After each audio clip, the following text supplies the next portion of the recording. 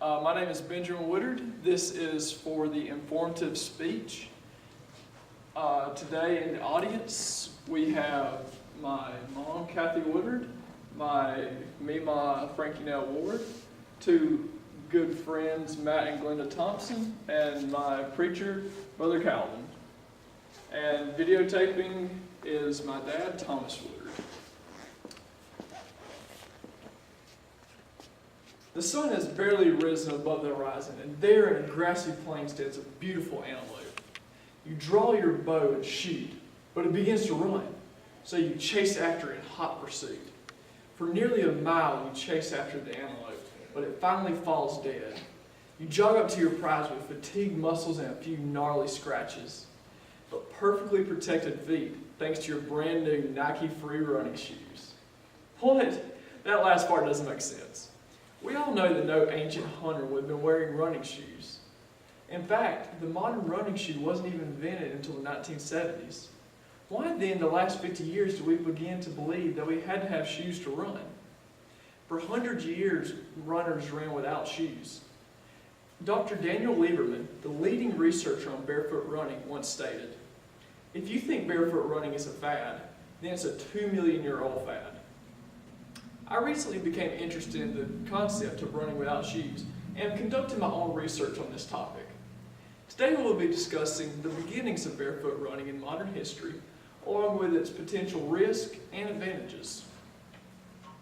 As Dr. Lieberman stated, the history of barefoot running extends far beyond the recent trend because it goes back all the way to mankind's origins. The acceptance, though, of barefoot running as a legitimate style of running first came into play in the 1960s. The first major victory by a runner without shoes occurred in the 1960 Olympic marathon when Abebe Bikila won gold. During the same time period, many British runners also began experimenting with extremely lightweight shoes in order to simulate barefoot running. The runner Zola Budd was another world-famous runner who won the World Cross Country Championships twice without shoes. As you can see, barefoot running first gained popularity during the 1960s and has recently caught a second wind due to research that shows that there may be benefits to shedding those high-dollar shoes we are wearing. While the pioneers of barefoot running simply knew that it felt good to run without shoes, there is now scientific research to prove that there are benefits to barefoot running. One of the major elements of barefoot running is the forefoot strike, which is when the ball of the foot lands before the heel. According to a quote from Dr. Lieberman, in a 2011 edition of the AMAA journal, nearly 75% of runners today are heel strikers. Also, in a study by Bernard Marty, a preventive medicine specialist at Switzerland's University of Bern, runners wearing shoes that cost more than $95 were twice as likely to get hurt as those in shoes less than $40. This was published in a 1989 American Journal of Sports Medicine. Dr. Irene Davis, another expert on the biomechanics of running, showed that tibial shock is reduced by 30% when runners land on their forefoot versus their heel. Barefoot running also strengthens the muscles in the foot, which provides more control.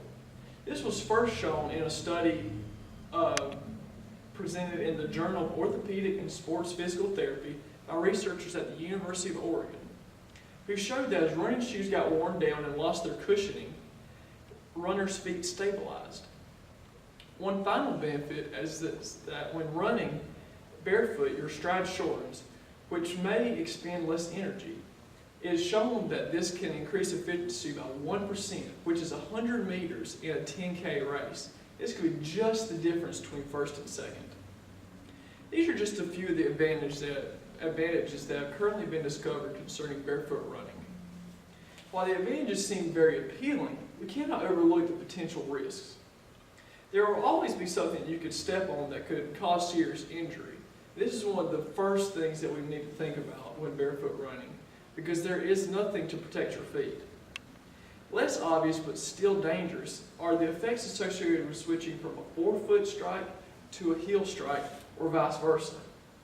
Dr. Irene Davis states, unless the underlying mechanics are addressed, their injury rates may increase. She recounts an incident of one of her patients who switched from a heel strike to a forefoot strike and soon developed Achilles tendonitis because his feet were not properly trained for this new style of running. When a runner makes the transition from a heel strike to a forefoot strike, he or she must first develop proper foot, ankle, and calf strength. As shown, there are always two sides to the coin.